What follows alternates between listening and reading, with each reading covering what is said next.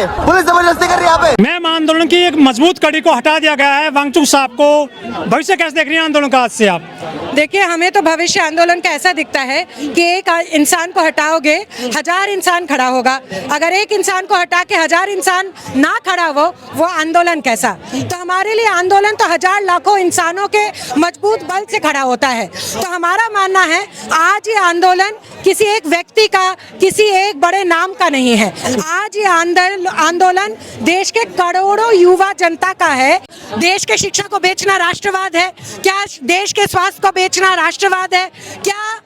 करोड़ों के भाव में पेपर लीक करना राष्ट्रवाद है क्या? आज हमारे देश में एक सरकारी अस्पताल में चले जाइए तो एक बेड का दाम लाखों के रुपए में है। क्या ये राष्ट्रवाद है? अगर ये राष्ट्रवाद है तो डिक्शनरी में जाकर राष्ट्रवाद का डेफिनेशन बदलना पड़ेगा। जिस एग्जाम के लिए 2-2, 3-3 साल की पढ़ाई करनी पड़ती है, 24 घंटे में लोग 18-18, 19-19 घंटे तैयारी कर रहे हैं, उस एग्जाम का पेपर लाखों रुपए में बिक रहा है। क्या ये विकास है? अगर ये विकास है तो मैं फिर से कहूंगी, विकास शब्द का डिक्शनरी में जो अर्थ है उसको बदलना पड़ेगा।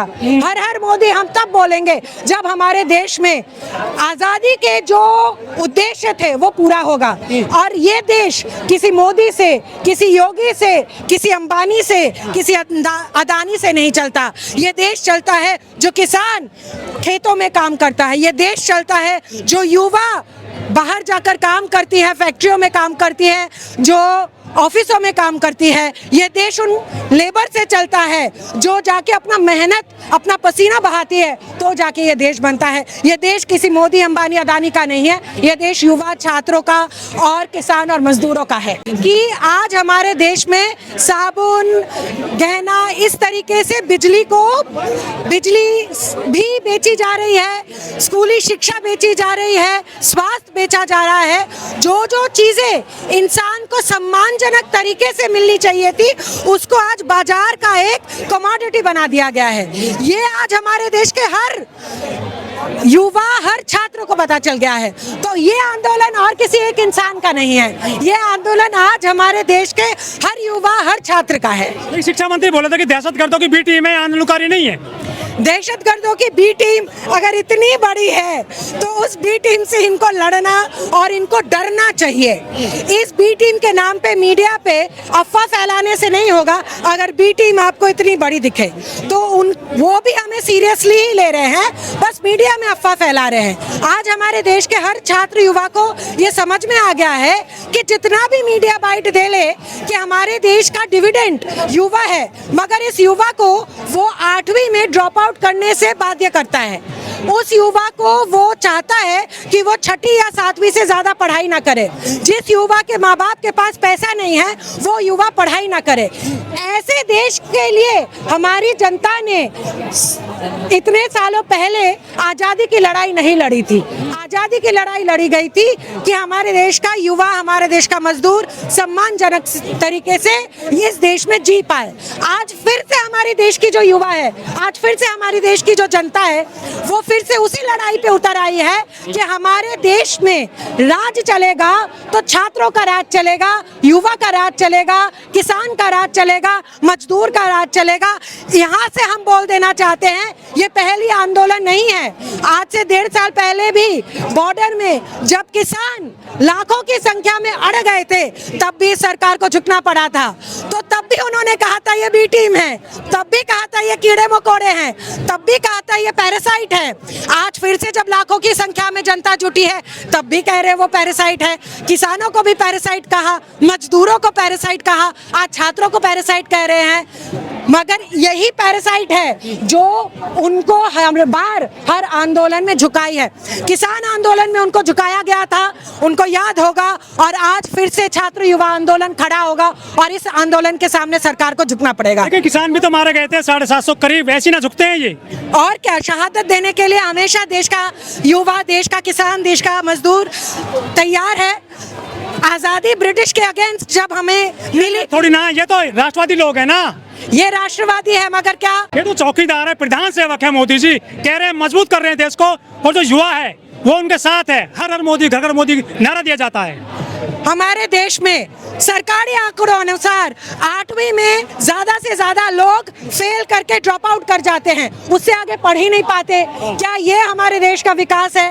क्या ये हमारे देश का विकास है? किसानों को 6,000 रुपए दे रही है सरकार हर साल, और जो युवाओं के लिए अग्निवीर लिया है वो सब कुछ चंगासी है, अमृतकाल, विश्व गुरु। हमारे देश के किसान ना ये दुनिया चलाते हैं। आज भारत में जो उगता है वो बस भारत को खिलाता नहीं है, दुनिया को खिलाता है। 6,000 दे के किसको भीख दे रहे हो? ये देश अगर चलेगा तो किसानों से चलेगा, ये देश अगर चलेगा तो मजदूरों से चलेगा, ये देश अगर चलेगा तो छात्रों से चलेगा। अगर ये 3 वर्ग हमारे देश में बैठ जाए तो क्या इस देश में कुछ हो पाएगा? मोदी का नाम लेने से ये देश चलेगा? हमारे देश में अगर कारखानों में आज आंदोलन हो, हमारे देश में अगर आज छात्र युवा बैठ जाए सड़कों पर, हमारे देश में अगर किसान बैठ जाए, एक दिन की खाना भी मोदी को नसीब नहीं होगा अगर किसान आंदोलन नहीं। एजुकेशन पॉलिसी लेकर के आई है, एनईपी लेकर के आई है, और नए जो है श्रम कानून भी ले आई है, सबको सेटिस्फाइड कर रही है ये सरकार। नए एनईपी में लिखा हुआ है कि जैसे हर चीज बाजारू हो सकती है, उसी तरह शिक्षा को भी आप बाजारू बना दो। ये है हमारा नया एनईपी। जो किसानों के लिए नया कृषि कानून लाया गया था, उसमें बोला गया था जो विश्व बैंक है और जो WTO है वहां पे जाके हम अपने अनाज को बेच देंगे। अनाज जब बेचने का वादा करके आया था मोदी सरकार, किसानों ने की हड़ताल। हमारे देश में जब एनईपी लागू करने की कोशिश वो कर रहे हैं कि आप और कोई छात्र नहीं है, विद्यार्थी नहीं है, बाजार में जैसे टमाटर, काजल, लिपस्टिक, शैम्पू खरीदते हैं, एक विद्यार्थी को भी अपनी पढ़ाई उसी तरीके से खरीदनी पड़ेगी। किसान सड़कों पे उतरे थे और कृषि कानून वापस हुआ था। हमारा देश का जब छात्र युवा सड़कों पे उतरेगा तो एनईपी भी वापस होगा। लेकिन मीडिया, जो मेन मीडिया है, हम वाले नहीं, वो बदनाम करिए इस आंदोलन को। मीडिया किसके पैसे से चलती है? मीडिया जिसके पैसे से चलती है उसका ही उसकी ईमानदारी, वो वफादारी निभा रहा है।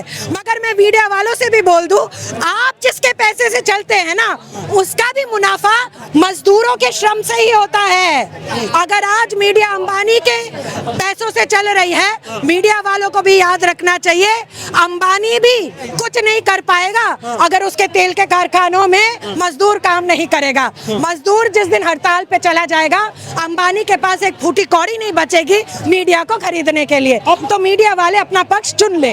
अभी जो चीज खुद बैठ गए हैं भूख हड़ताल पर, 20 तारीख को कॉल दे दी है, संसद मार्च करने के लिए जाओगे, क्या आसान है तरीका? देखिए, कोई भी आंदोलन का तरीका आसान नहीं था। जब किसानों ने हमारे देश में आंदोलन किया था तो वो 1.5 साल बैठे थे, 700 किसानों ने अपनी जान गंवाई है, शहादत दी है। हमारे देश में जब भी लेबर का मूवमेंट हुआ है, आज भी हमारे नोएडा के जेलों में, गुड़गांव के जेलों में हमारे मजदूरों को बिना बेल के रख दिया गया है। तो छात्र युवा भी ये परीक्षा देने के लिए राजी है कि अगर हमारे परीक्षाओं के पेपर को लीक किया जाएगा तो हम आंदोलन की परीक्षा को देंगे। लेकिन ये सरकार तो मजबूत हो गई है, 2047 तक रहेगी, सब उनको वोट दे रहे हैं, चड्ढा भी जा रहे हैं, हरभजन भी जा रही है भाजपा में, उनका कुनबा बहुत बड़ा हो गया है, भाजपा में देश कर दिया उन्होंने। अगर कुनबा इतना बड़ा हो गया है और अपने ऊपर इतना विश्वास है तो एक मजदूर आंदोलन से वो डरता क्यों है? क्यों सारे मजदूर जब एक दिन का भी आंदोलन करते हैं, सरकार के मन में इतना डर लग जाता है कि उनको जेल में भेज देते हैं। गैंग बताया आपको उन्होंने। अगर देश में युवाओं के हित में परीक्षा लीक के खिलाफ शिक्षा के मांग को लेकर देश में आंदोलन करना, देश को बांटना है, तो हाँ, हम टुकड़े टुकड़े गैंग है। अगर देश के किसानों ने ठान ली है कि देश का अनाज बाहर अमेरिका के बाजारों में नहीं बिकेगा, हमारे देश के लोगों के लिए जाएगा, तो वो अगर देश को बांटना है तो हाँ, हम टुकड़े टुकड़े गैंग हैं। हिंदू मुस्लिम की काट क्या है आपके पास में? वोट तो उसी पे मिलता है, एजुकेशन, नौकरी, नीट, ये तो मुद्दे होते ही नहीं है चुनाव के दौरान। आप यहाँ पे घूम लीजिए, हाँ। हिंदू भी इधर खड़ा है, मुसलमान भी इधर खड़ा है। हमारे देश में अगर पेपर लीक होगा तो हिंदू को भी वो पेपर खरीदना पड़ेगा। और मैं हर हिंदू को मैं बोल दूंगी कि अगर सरकार आपको भड़का रही है तो आप भी जान लीजिए, वो जो सरकारी स्कूल में कोई शिक्षा नहीं मिल रही है और आपको भी प्राइवेट स्कूलों में लाखों का डोनेशन देके पढ़ना पड़ रहा है, तो आपका बच्चा भी नहीं पढ़ पाएगा, ना हिंदू का बच्चा पढ़ पाएगा, ना मुसलमान का बच्चा पढ़ पाएगा। उनका तो इरादा यही है कि शिक्षा को धीरे धीरे हमारे देश से खत्म किया जाए, ताकि बेरोजगार युवाओं को वो दिहाड़ी में काम करवाना पड़े। मगर ये जो आप देख रहे हो, लाखों सैकड़ों हजारों संख्या में अगर छात्र युवा आंदोलन करने पे उतर आए, जैसे किसान आंदोलन ने सिखाया था, वैसे ही छात्र युवा आंदोलन शिक्षा को बेचने से रोकेगी इस देश में।